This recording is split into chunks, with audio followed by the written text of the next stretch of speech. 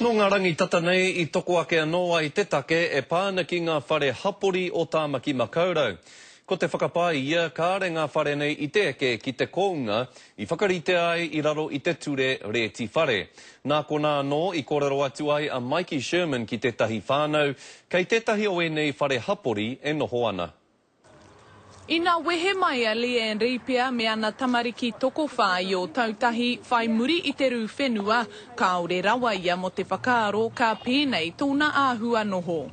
We left Christchurch to get to a better place, and since we've been here, just nothing's happened for us. It's just misery all over again.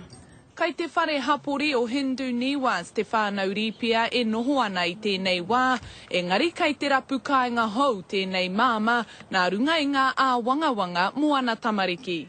There's just like alcohol and people who don't even live here are walking the hallway, and it's just not a suitable place for my kids to be in.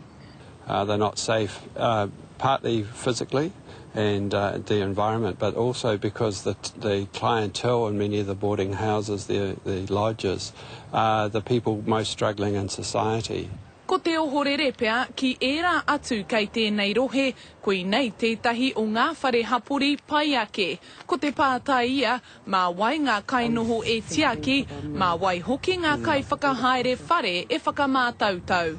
E ai ki te minita take whare a Phil Heatley e hara tēnei I te take hei kawe mana. Kua whakarereke I nāia nei ngā ture mō te hunga noho whare pori ki ērā mo te hunga noho whare tūmata iti. Nō reira, me he mea he raru tā ngā kai noho me haria ki te tribunara reti whare. Do you think that's a bit of a cop-out? It is a cop-out. Vulnerable people don't jump up for their rights, and to take on a system, you actually need to have all those skills. I just want help.